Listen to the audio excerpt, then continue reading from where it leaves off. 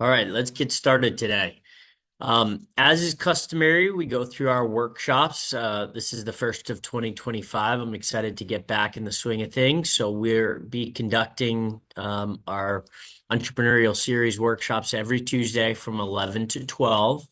And those will rotate between our Chamblee Dunwoody location at 2342 Perimeter Park Drive, Atlanta 30341 and our Kennesaw location, which is 2601 Summer Street in Kennesaw, just outside of downtown. So excited to have our series begin and looking forward to starting next month to have some other folks take over our weekly entrepreneurial series. So I anticipate a suite of guests coming in and recording workshops starting next month. In addition to next month, we will also kickstart our virtual networking events as well as some of our one-on-ones.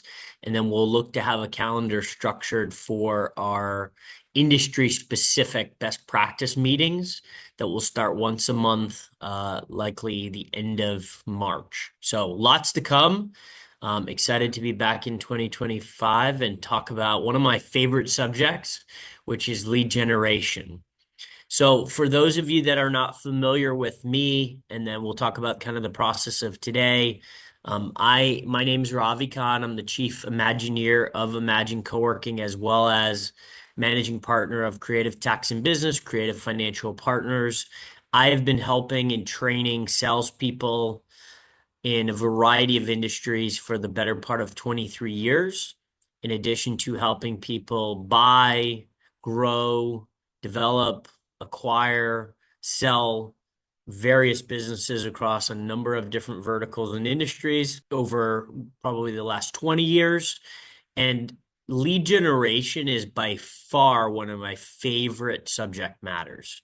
I use an analogy often with folks when they ask me, when we talk about business and some of the different necessary skills or the areas of business to focus on. And I typically will use the example of my ice cream stand. And I will ask people if I had to do three things really well to be successful in growing and developing my ice cream stand, and those are get people to line up, i.e., have customers. Two, produce the best possible ice cream, so the best product or service. And then three, provide a great customer experience to those folks, whether that's in the form of how they interact with us, whether that's in the form of presentation of their actual product or service. And I ask people to tell me which they feel is the most important of those. We can either by people with a show of hands here in attendance, or some of you that are signed in virtually. If you have any ideas or thoughts on which most people suggest, feel free to put that information in the chat just so we can keep everything there. But I will tell you, most people assume that the ice cream is the driver of a successful business. And I'm quick to remind them that you can make the greatest ice cream in the world. You can have the best experience of all time, but if nobody lines up to buy it, you will inevitably fail and go out of business. So I will challenge and say that 2/3 of success of any business is having enough customers lined up on a consistent basis. And as a result, even if you make lousy ice cream, even if your experience that you provide is horrific, as long as you can line people up, you give yourself an opportunity to grow and get better at those other tasks and have a sustainable business. And that's the part that most people don't understand or don't appreciate, is that my ability to generate leads will enable me to sustain so that I can improve upon everything else. However, if I don't have enough new business coming in, I'll never get better at those other things. I don't get enough at bats. It's that simple. If I don't have an opportunity to improve upon my ice cream because I only have 4 customers, well, then it's going to be very challenging. If I have 4,000 customers, I get a lot of trial and error to improve upon my product or service. So, Lead generation is by far one of my favorite topics. I love talking to people about marketing and strategies to go out and generate more leads. When I got back into practice as an advisor and built my own firm now 16 years ago, I had to go out and see if all the things that I was teaching people to do worked when I had to put them in practice. I managed to go out and generate 3,500 leads in about 18 months, generate roughly 60 clients, and was off and running. So I know that the things that I have done over the course of my career, both personally and helping others, work. And today we're going to talk about a handful of those strategies, both some block and tackle, simple things that you can go out and do, as well as some more technical things that you can do. And whether you handle them or whether you outsource them to somebody, some important things to make sure are happening behind the scenes. So, what is important about generating more leads and how can you do it in the immediate near term? That's our objective for today. So, focusing on what matters. So, one of the biggest obstacles for most businesses is in too many different things pulling at them on a day-to-day basis. And they have a challenge to be able to figure out what areas they need to prioritize. So, when we talk about focusing on what matters, what I want to focus on is the simple fact that results will follow attention. And what that means is what you pay attention to is where you will get the results. And if marketing is not the primary focus of how you think about your business, I will tell you again, just like my ice cream example, you may be successful for a period of time, but you do not have a sustainable entrepreneurial business. Entrepreneurs understand that their job is to create a business that can operate without them there on a regular basis, whether that's making money while they sleep or that's a team of people generating revenue that they can extract as owner of the business. But an entrepreneur is not interested in building a long-term business where they have to do all the heavy lifting. So when you say results follow attention, it means I want to focus attention on the things that are going to yield me the greatest success to build a long-term sustainable entrepreneurial business that can achieve all of the objectives that I personally and through my business have. What does that mean when it comes to marketing? What does that mean when it comes to lead generation? I like to think about things in the form of equations. I like to work backwards on objectives. We've talked about this almost at every workshop is if I know what my objective is in terms of how much I want to work, how much I want to make, I should be able to work backwards on exactly what my lead generation strategy needs to look like. If I want to make $100,000 this year, and I know that every customer that I bring in or every customer that I work with is worth $2,500, I know I need 40 customers. Now, that might be existing customers. Maybe I have 30 existing. I need to add 10 new. I need to account for attrition. Maybe I need to add 12 or 13 new. But I can work backwards on the math to figure out exactly how many new customers I need to get. Now I can begin to have a marketing strategy around that to say, how many of those 13 new customers are going to come from what source? And now I can go through my metrics around marketing to determine how many leads do I need within each source. Example, let's say my source is internet marketing, okay? And we're going to talk about today whether that means advertising through things like Google and Facebook, or whether that means just having a website up where people can find you.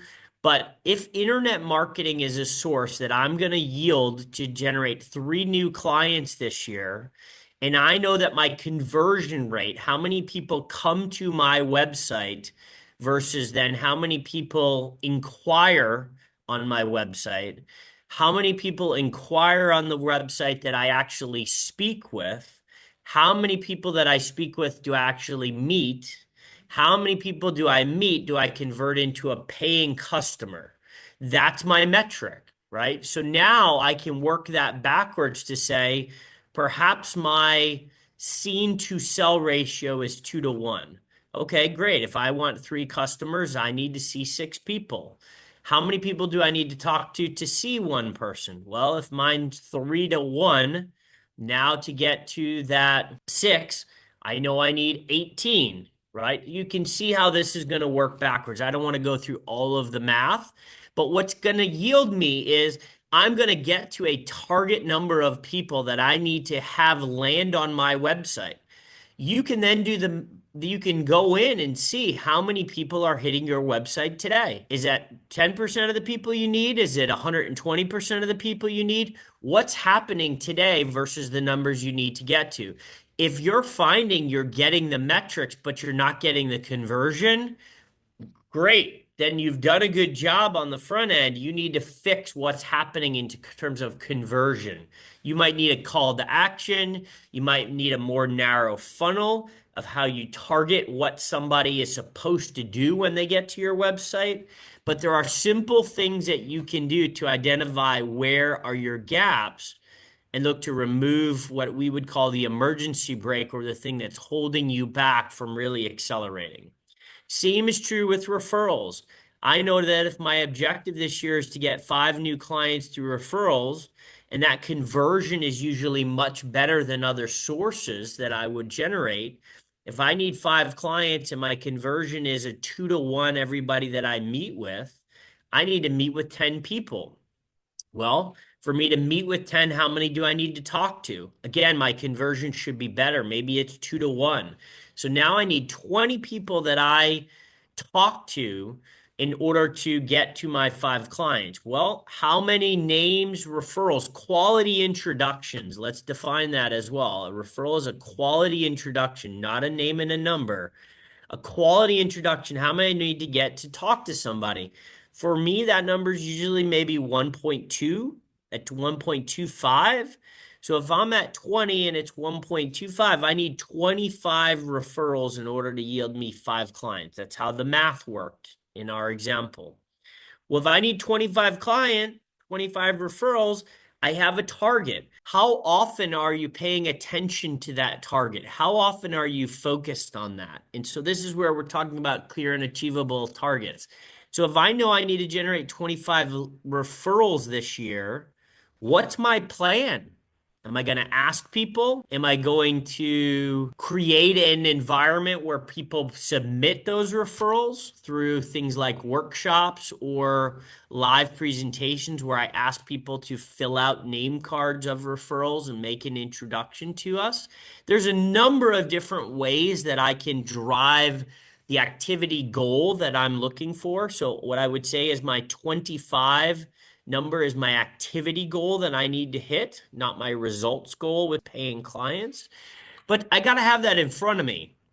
So, one of the things I would encourage everybody to do is, if you don't have on a big whiteboard in your office, if you don't have on a post-it note on your laptop in front of you, if you don't get up every morning that you're working and look at your activity goals, I think you're missing the boat. Remember, results follow attention.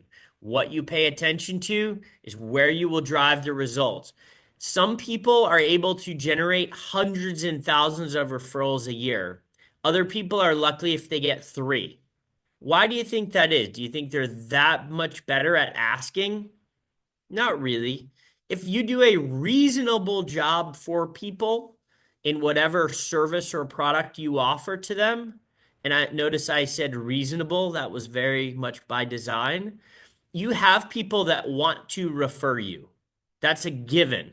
Now, that might be on average 20 to 30% of people want to refer you. So there is a window of people that you need to influence that they want to refer you. But there's already 20 people out there that would love to introduce you to people within their own network. You just likely are not asking. You're expecting that to happen as a byproduct of doing a good job. Guess what?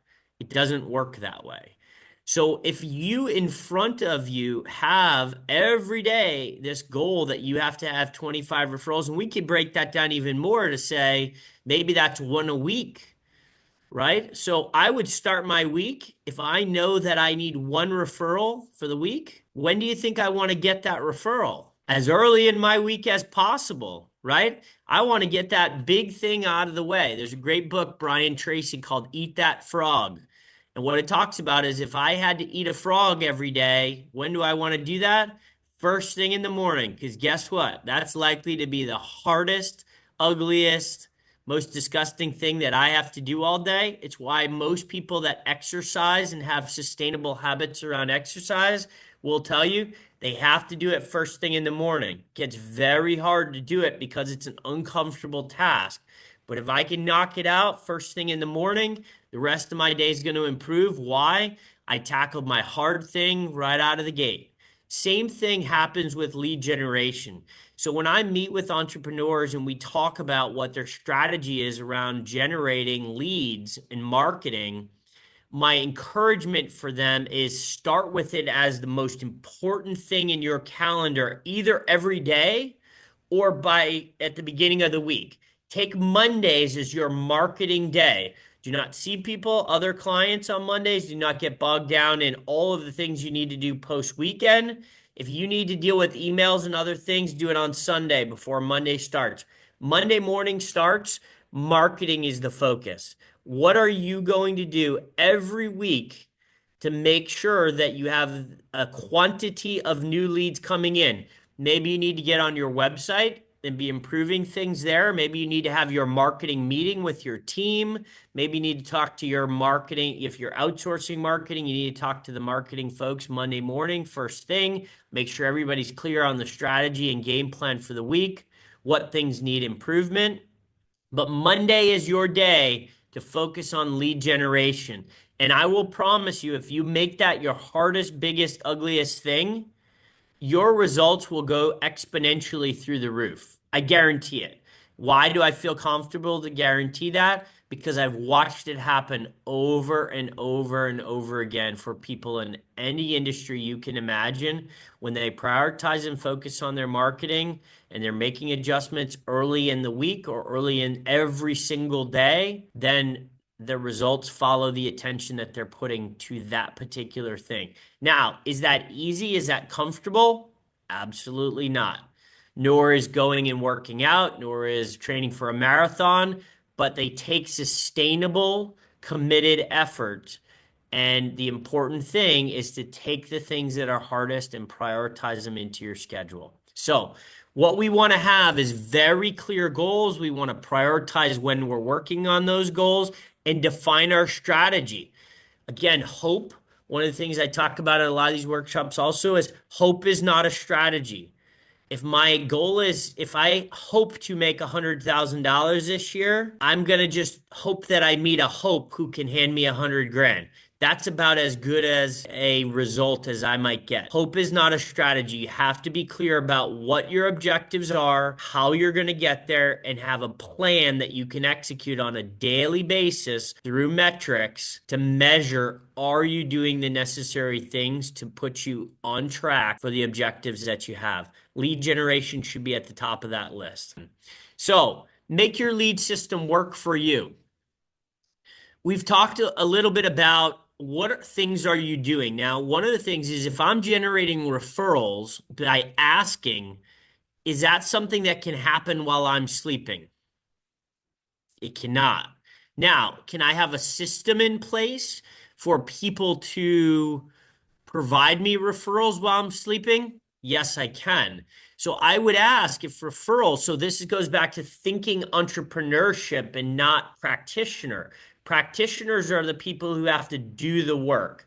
Entrepreneurs are people who build structure and systems for the work to happen. And at some point, maybe not day one, certainly, but at some point without them having to be the presence to drive that work on a daily basis. So, how could I generate referrals while I sleep? Well, perhaps I have an email that goes out to folks where they submit referrals. It could be existing customers, could be centers of influence. Perhaps I do things for people around me as a reminder that I'm open for business and that I'm looking for their referrals. Do I need to create an incentive for them to do that? We do some things here that are ways that we incentivize the behavior that we want through referrals.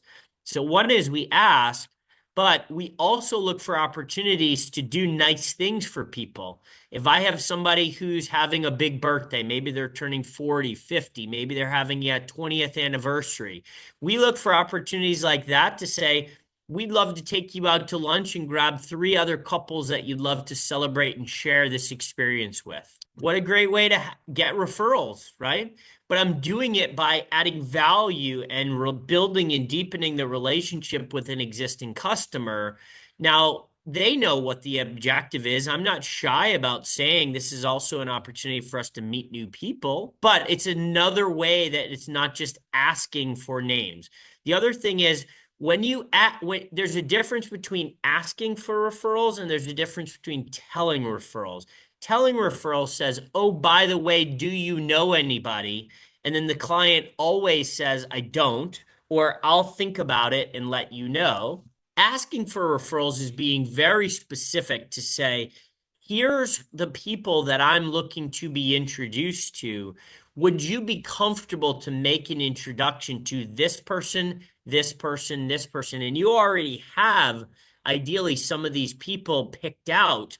And the world today that we live in, so easy to identify who are those people. You know who people's coworkers are because you can find that information on LinkedIn. You know who people's family members are because you can go on 411 or whitepages.com and see who their relationships are with family members, parents, kids, siblings, etc. They're going to all pop up when you do a search like that. You know who their neighbors are by doing some similar things.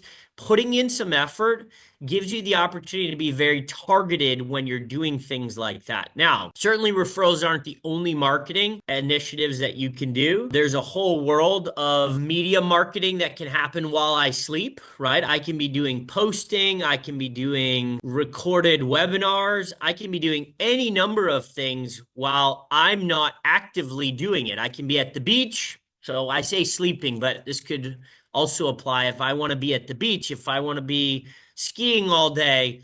Are there things that I'm doing that at that moment give me an opportunity to generate new leads and I'm not having to perform an activity at that moment? That's the objective, right? That's entrepreneurship, is making sure that things are happening when I intend them to give me the highest likelihood of results. And then what are we going to do? Just as it talks about here in bullet point 2, we're going to use those metrics that we've designed to evaluate on a very reoccurring basis if all these systems are working. If they're not, what changes and adjustments need to be made? The definition of insanity, doing the same thing over and over again and expecting a different result. And I, like maybe some of you, have been very guilty of that over time. I've done things that they've worked really well.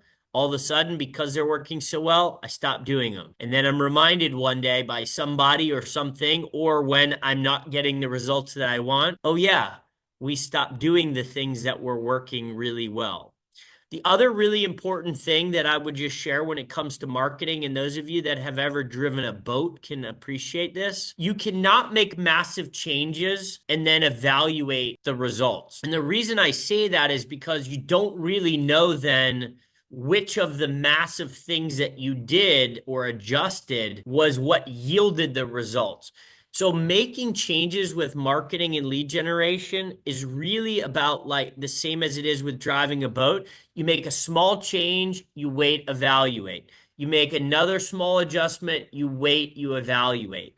It's important to make sure that you have a plan, you have metrics of when you're going to evaluate. For some things, it could be every week. Other things could be quarterly. But you need to make small adjustments and then see what happens to your overall results. So align with your resources. This is where we're going to get into some fun stuff talking about what's your strategy and what do you have more of to leverage that strategy. And then we'll talk about things that you can do in the next 30 days. So aligning your resources, what I would ask you to think about is what are your available resources and how many of them do you have? So we all have a finite amount of time as one of those resources, but some of us may have more than less. I've got two little kids, so the constraints on my time might be very different than somebody who doesn't have that situation. We all have that same number of hours in the week, but I choose to commit a larger portion of those to my little ones, which means I have less time that I can focus on work related things. So we all have the same 168 hours, but I'm going to put some parameters and some constraints on how many of those I'm willing to dedicate. So as a result, I might find that I have a lot less time than somebody else, and somebody may have considerably less time than me based on their constraints or things that they prioritize. We have to think about what's our budget? How much money are we willing to commit, and how much should we be committing towards marketing initiatives?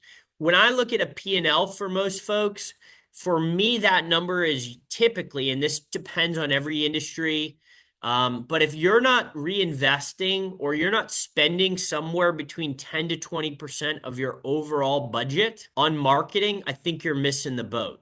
Now, you might say, well, I'm already at point of arrival. I make the income that I want to make.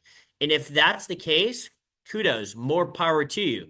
But I don't know any business that doesn't have to continue to do some marketing because you have some natural attrition that occurs. You have clients that leave, maybe they die, maybe they move away, maybe they're in a different situation and need a different product or service than what you previously offered. So no matter what, there's some commitment that has to be taken typically. Now, you also have resources of people. Maybe that's your internal team. Maybe that's your external relationships that you've developed or who you're going to outsource certain things to. I don't understand how SEO and websites work at all. I outsource it. Could I learn it? I could, but the time it would take me to learn what I need to know around that, I have more money than I have time. So when it comes to that, I'd rather outsource that particular thing. But I have to still be clear about the objectives. I have to still be clear about the metrics. I have to still be clear about the accountability to all of those things. Because even if I anticipate or expect or want the person that I outsource to do all those things for me, it's still my money. So I'm certainly not going to put all of that responsibility into their hands and then realize that we either do or don't get the results, but I don't know why. So you have to evaluate your resources. Everybody has a different set of them, and it is really important to go through and look at what's available to you and are you maximizing those resources. If I have a budget of $50,000 to do marketing this year, or maybe 10,000 even as an easier example, I have to really think about and weigh out opportunity cost for that money. Because if I go spend $10,000 on a new website and I don't have any money left to do paid advertising, that might be a pretty foolish objective, because who's going to land on my website if I'm not telling more people that it even exists, right? So that's a good example where if I don't allocate my resources effectively and evaluate what they are, I can very likely blow a budget and not get the results that I'm looking for.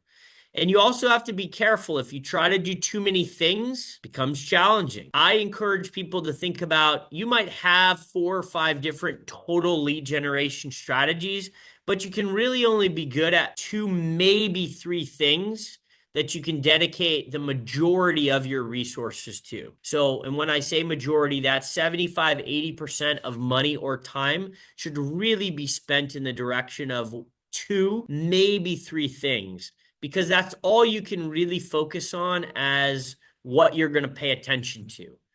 Beyond that, it gets very cloudy. So think about these things when you think about aligning your resources, time and money. So what are some things that you should be thinking about from a lead generation standpoint if you have more of one than the other?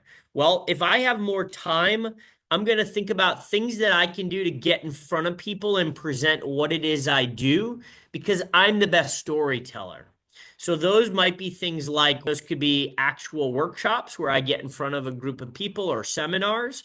Could be virtual of the same. So webinars, seminars, workshops. Could be going out and just doing presentations for groups. So back to my referral example, I can certainly ask somebody for referrals, but if I can sit and have lunch with somebody, it's much easier.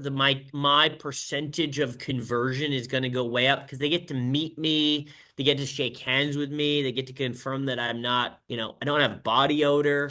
Whatever the case might be, there is a difference of actually being live with people than actually just meeting somebody over the phone or even through Zoom or something that isn't quite as personal. So you have to think about, again, I have a finite amount of time or money. If I have more time, I'm going to invest it in things that get me out.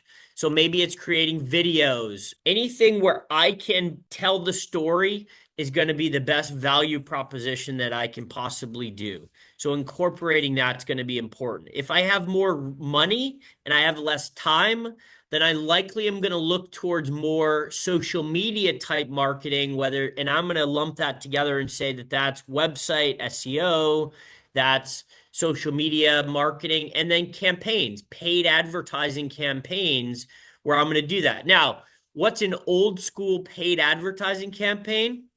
Billboard, right?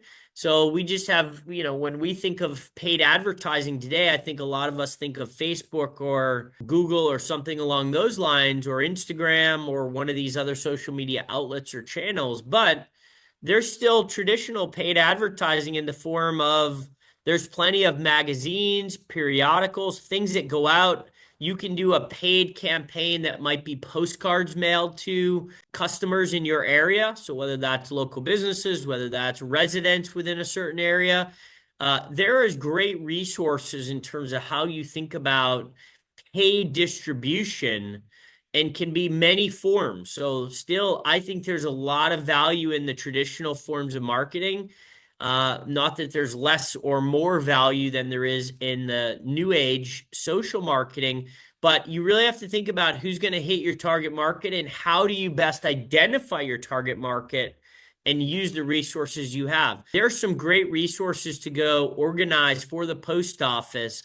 I think it's like 17, 20 cents a postcard. You organize them and you can do a great campaign for $500, $1,000 in the form of postcards and hit on all of the customers that you might want to hit, especially if you're targeting residential customers. So there's some really interesting strategies that I would say most people are just not familiar with because they haven't pursued what all the available options are that they might want to look at. But again, this starts with identifying your resources, coming up with a budget, having a clear end goal, a results goal, and then working backwards on what does my strategy need to look like. Okay. So I would say that those are just some of the things that when I think of high level, do I have more time or do I have more money to devote to marketing? How I might prioritize those resources. If I have an internal team, what do I want to have them do? Are they a graphic design experts and they can make some really great, cool things on our website or on promotion in terms of other people's websites? Can I get backlinks and forward links? Do I need to write blogs? Is that my area of expertise? Is taking my knowledge that I've created of what it is I do. So making ice cream. If I want to take that knowledge and talk about flavors and the mixtures and the best cup to house ice cream to keep it colder longer, if these are the things that I want to promote because I feel like I have a unique expertise in those areas, maybe a blog is the way to go. How do I get guest features on other people's blogs, on podcasts? Do I want to get on live TV? Again, you just have to think about what is going to be the best medium for whatever it is that you do. And then how do you pursue that with a diligence and a vengeance that there is no such thing as failure. There is only what does it take to succeed. So what are some quick wins? What are some things that you can do in the next 30 days that would ramp up your results exponentially? Okay, so that's what I want to focus on is what are some things that you can do to boost leads? First thing, I'm going to go back to referrals because that's one of my favorites. If you are not asking people to introduce you to specific people today, you're missing the boat. Okay. Identify who you want to be introduced to and then figure out who can introduce you to those people and start asking. And again, not telling, but asking for referrals, asking for an introduction. And how I will suggest to do that as a process is get the client to talk about the things that they value and like about the experience of working with you first. This is your wins. You're getting them buttered up, right? You're talking about the things that they've enjoyed. I might help that cause. So I might be prepared to talk about the things that you've done to take somebody from where they were to where they are today and highlight that if they're struggling to come up with and identify it on their own. But you want them to frame the message, right? You want them to hear themselves say the things that you've done for them in the experience that they've had in working with you. And that's going to then lead me into telling people that we would very much like to be introduced to this, and this person so that we can offer them a similar experience to what they've had in working with us. So, as an example, Denise, who's on this call virtually, is going to be my customer today, and I'm going to role play what this might look like. So you don't actually have to engage and go back and forth, but I'm going to use Denise as an example and say, Denise, we have absolutely loved working with you over the last 30 days. It's been a wonderful process. I know we have a ton of things still left to do as part of our engagement and work to do. And I'm super excited about all the things that we will get to continue to do. But I just wanted to ask you, what are some of the things in the last 30 days that you found to be really valuable in helping you to achieve the objectives that we set out when we started working together? And I'm going to open that up for Denise. Now, Denise might get stalled. She might have some really great answers. I'm going to piggyback and repeat what I hear Denise say because I want to affirm the things that she's telling me. She might say, this has been really great. I really appreciate how you took the time to go through this, and this with me.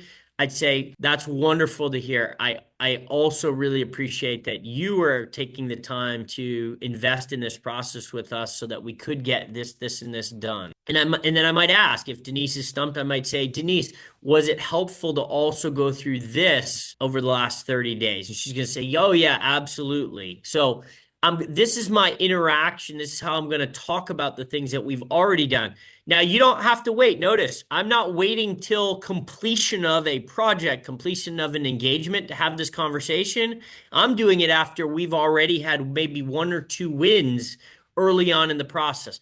By far the best time to ask for referrals. Then I'm going to say, Denise, since this has been such a great experience for you, as it has been for us, I'd love to be able to share this similar experience with some other people that we've identified that are in your network. I see that you're associated with Joe and Marianne as coworkers, and I believe they work in your department, but perhaps you can clarify that for me. Do they work in your department? She's going to say yes, no, and I'd say, oh, okay, no problem. They don't work in your department. Who is the names of the people on your team? And I'm going to ask. And then I would say, great, I would love it if you would make an introduction. Would you be comfortable? And now, if we don't have any of those people, let's just say, I want to go back for a second. Let's say we don't have those names and numbers, but I told you how to do it through White Pages, 411, LinkedIn. Let's say we don't. I'm going to now ask permission of Denise to brainstorm. I'm going to say, Denise, would you be comfortable to brainstorm for 2 minutes with me some others that we could provide a similar value and experience? Would that be okay to brainstorm with me for 2 minutes? I just need to get a yes out of that. I can tell you 95% of people say yes. The people that say no, that's fine. But I might then ask them, I'd say, if you don't mind me asking, why do you feel uncomfortable to brainstorm with me? I want to know. I'm not shy about it. But if they say yes, now you've given me permission to start going through and asking you about people in your network. So now I'm going to say, if you would tell me about who are the people that are on your team today, I'm going to write the names down. Then I'm going to say, it would be wonderful if we could make an introduction and see if I'm sure that Joe on your team probably has a different set of things that they're dealing with today. but I would love an opportunity to just chat with them and see if this is something that we could provide a similar value experience for them in their next 30 days. Would you be comfortable to make an email introduction, or would you prefer to be a phone call with Joe? Notice I didn't say yes or no. I'm giving her two choices of how to make the introduction, because now it's an uncomfortable and awkward thing for Denise to say no. She just knows that the way that I'm playing the movie for her, and she's never seen this movie. So because I'm playing the movie, I get to dictate what it's going to look like. So I'm going to say, would it be better if we did an email introduction with Joe, or would you prefer to do it over a phone call? I'm creating two options. That's how I'm going to ask for referrals. Okay. And then I'm going to thank Denise. And then what's going to happen on the back end of this is I'm also going to send a thank you note to Denise mentioning that I really appreciate her introduction to Joe, Sue, Kim, Beth, whomever. And what we do is we send scratch tickets. So that's my way to incentivize the behavior that was positive that I want to recreate for people. So if I get 4 referrals, I send 4 $1 scratch tickets with a handwritten note that says, we really appreciate it. We're grateful for the opportunity to serve you. I'm paraphrasing, but if you want to have my exact thank you note, I'll post it on our toolkit on our website. We send scratch tickets. I got to tell you, it's not about the dollar that people receive. It's about the effort that goes into them receiving something of value based upon something that they spent their time and effort to refer us, and the opportunity that they can win something greater than the dollar. It gets people excited and they're willing to do more of it. So just an easy example of referrals and things that you can do in the next 30 days that would drastically move the needle and give you more leads and introductions. If you have a website today and it does not have a call to action, meaning a pop-up, a banner, a way that you capture people's information, you're missing the boat. So if you don't have a system to offer somebody something, whatever it is you want to offer them, maybe it's a free month, maybe it's a free one-on-one meeting with you as an introductory meeting. Maybe it's a free white paper or a book that they get. Whatever it is that you're going to offer to people, you have to have a way that you capture their information and attention. Because if you're like me, and we've had this problem in the past, you have a busy website and there's a lot of great stuff on there, but it's hard for somebody to figure out what they're supposed to do with all that information. Maybe they call you, but for most service-oriented businesses, they've got choices to make. And so if I need a plumber, as an example, there might be 6 plumbers. So maybe I just call the top 6 on Google. That's one thing. I never get to their website. But if I can find ways that I want to go to their website and then they capture me, my information, or offer me something, then that does wonders to increase your lead generation. And when I say wonders, it's a 25% increase at minimum. Typically, these are the numbers of what you've done in the past. And back to referrals just for a second. Referrals are by far the highest conversion of any lead that you could generate. So that's why it's so important to focus on that as some part of your business. If you're going to do paid advertising, if you're not doing any paid advertising today, I'd encourage you to consider it. Consider something that somebody you pay or some way that you pay to do some SEO to improve. Google comes out roughly once a quarter with a new algorithm of how they evaluate your website. So if you have a static website and you're not making changes at least quarterly, then you're falling behind others that are, in terms of how you rank, in terms of where you fall in that Google order when somebody's going to call you. So if you're not making adjustments and you don't have some kind of then paid advertising to direct people to your website, I think you're missing the boat. Maybe it doesn't cost you anything anymore, but for most of you, if you're like me, there's some hosting fees, there's some things that you're paying for. And if you're not effective, you might as well just take that website down. You can have a Google listing and you don't even need a website up. So now I don't encourage that, but I would strongly consider investing in some basic updates to things so that it stays relevant with regards to the noise that's out there. If you want to do paid advertising on TikTok, Instagram, Facebook, Google, all those are available to you. If you're not familiar with that, go learn it. Don't just start throwing money at something you don't understand. Either go learn it or hire somebody that does understand it to do it. And make sure if you're hiring somebody, that's an area of specialty. I'd ask them questions. Tell me about your past experiences with these kinds of campaigns. How did it go? What were the metrics that I should expect for this? So now you have something to measure against, even if somebody else is working on it. The other big thing that I would encourage folks to do, if you haven't done this already, is have testimonials. And the more you can be live, just like I'm the best storyteller, the second best storyteller is my customers. And if I can get them in front of people, it's a game changer. And I'll give you an example. I went and gave a live testimonial for my personal trainer a couple weeks ago at a networking meeting that he goes to regularly. So he has this closed networking group, a lead sharing group. They get together, they talk about various things, they share leads and referrals. What came out of me coming and giving a live testimonial to his group, there were only 4 other people in attendance besides him on that particular day. He got 2 of them became customers within the next 30 days. 2 of the 4. He's been meeting with these same people for 3 years, and they have not been customers in the past. He got 2 additional referrals and introductions, and 2 out of the 4 people became customers. I got to tell you, as percentages go, I like to think I'm a good speaker, so I'll take some kudos for that. But it was really the act of being a live testimonial where people could ask questions, they could see my facial expressions, they could hear my energy and excitement as I was talking about the things that I value out of my engagement with this trainer. And the results speak for themselves. So 50% of the people became customers. I would say that that's unbelievable results. So the same thing is true if you don't have a means for your customers to provide testimonials, if they're not on your website, if they're not on Instagram, TikTok, wherever it is that you have a platform today, if you go do an event and you want to do a workshop and seminar and you're not bringing up somebody to do a testimonial, I think you're missing opportunities. So I would encourage you to think about all these things as things you can implement immediately into any of the marketing and lead generation that you're doing right away. So connecting with your audience.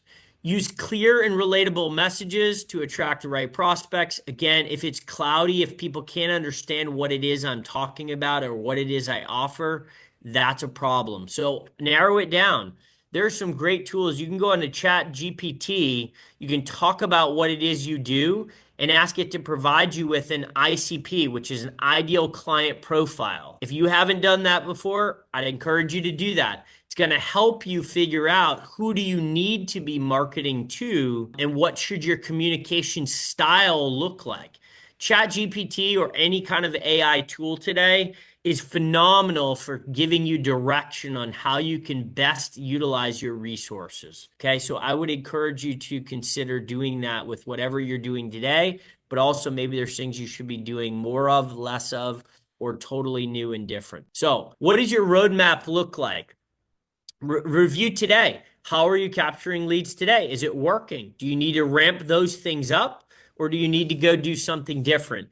Do you have simple, clear goals that you can track and measure, and it defines exactly what the desired result outcome is, and it works backwards on an activity results goal? That's the things that I need to be doing to generate the leads on the front end to yield me the results that I want because I've gone through and I've evaluated my metrics. Figure out what your strengths and resources are. Some people are going to be phenomenal to get in front of people and speak from the heart. Other people need to have a script and they need to read from it and be very specific about what it is they're saying, or they'll fumble and it will not be as effective.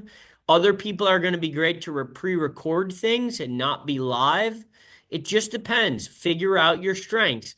If public speaking isn't your great thing, but you think that the value of what it is you do would be best delivered, you can do one of two things: grow, go get better at public speaking, join a Toastmasters or some other kind of group, or figure out how you do pre-recorded things that can give you an opportunity to practice. But figure out the things that you need to do and you are doing, and then determine what you need to do more of. So, I want to give you just some statistics to this in terms of action items. So your engagement rate will go up 150% if you use intent data. Okay, when you're advertising. What is intent data? That means that you are intentional about what you're asking somebody to do. So is that I want you to sign up for a free introductory meeting? I want you to come to this event. I want you to buy my product. Whatever the intent is, you have to be clear about that when you do your advertising or your marketing. And the results speak for themselves if you're clear about it and have a method for doing that, whether it's a pop-up, whether it's a widget, a chatbot, a click paid advertising that captures people's information and gets them what they need. There's a 32% increase in sales through pop-ups and widgets. So this is kind of tied together, right? So again, having a call to action in a way that you bring people into the funnel, critical, versus just putting stuff up there that is static. There's 122 million daily users on YouTube making videos and scrolling through content. So could making videos, could capturing and putting information out there as a content library be one of your strategies that you should explore? Referrals have the highest conversion rate of just about any marketing you can do at 11%. That's an average. I'm not sure where that number comes from, because when I think about my referrals, it's probably 40%. But again, that has to do with your experience. It has to do with your expertise. It has to do with the quality to which you get quality introduction as opposed to a name and number. That's all going to drive the end result of your percentage of referral is. You can get up to a 30% lead generation increase by doing webinars and then following up on the people who attend those. So do you have an ongoing sales funnel? So when you engage with somebody and they don't become an immediate customer, what's your follow-up process? Are you churning through that lead to have some kind of a system where you re-engage with them so that maybe they stay on board or become a customer in the future? Or are you starting over with new? It's much easier to have a process and a funnel to keep somebody engaged in what it is you're doing. Maybe now is not the right time for them, but what it is you offer is the right thing. Just got to be in the right place when the timing hits. 25% increase when you do form submissions through social media advertising. So engaging somebody in capturing their information allows you the ability to have an ongoing funnel. These are just some statistics of things that we've talked about, of things that you can put in place immediately that would increase what your lead generation is. But you got to be clear on your strategy. You got to be clear on your objectives, got to be clear on your resources, and then you got to have tracking and time that you're going to dedicate to reviewing all this to see what happens. If you have follow-up questions, please let me know. Thing here. So, couple things.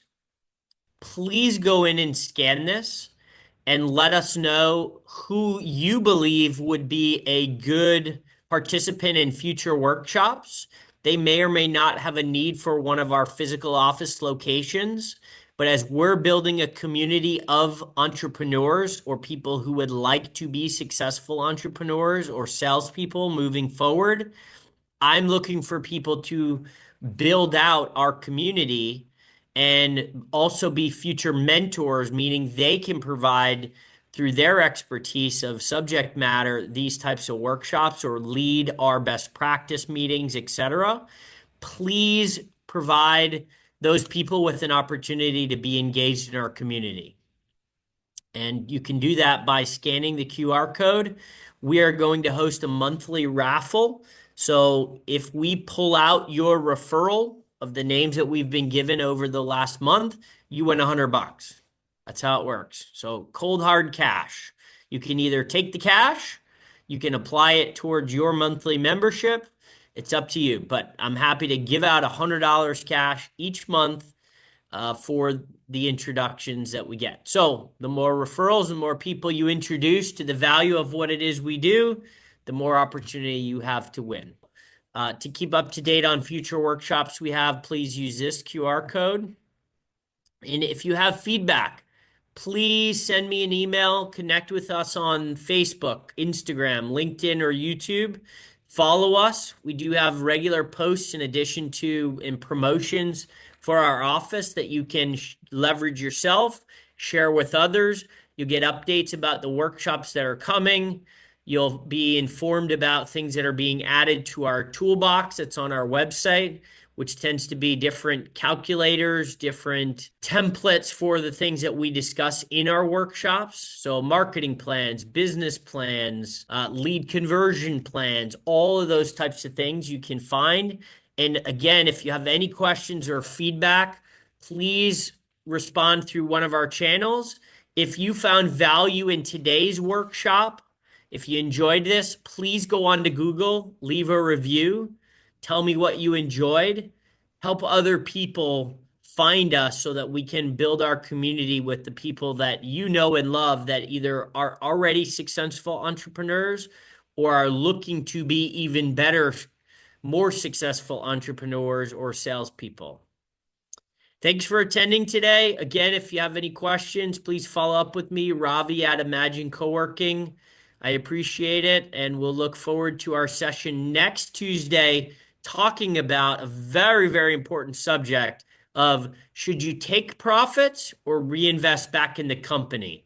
That's a question I get asked all the time, and I find the answer is very intriguing. So stay tuned for next Tuesday, taking profits or reinvesting back in the growth of the company. Have a wonderful week ahead, and I'll look forward to seeing you then.